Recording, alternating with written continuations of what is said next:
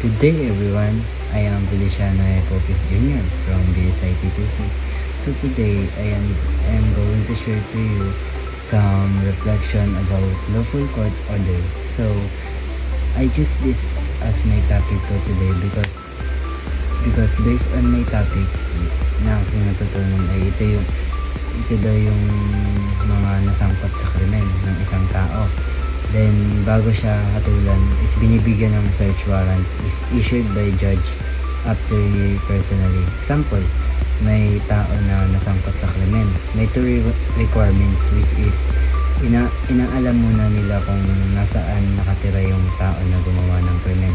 Then, dapat specific and exact kung saang lugar nangyari. Then, after nun, dapat complete yung evidence sa talagang exactly nangyari yung krimen. Then, after nun, pwede lumapit sa pinakamalapit na Supreme Court like dito sa BOC, Court of Justice. Dito pwedeng lumapit. Yun yung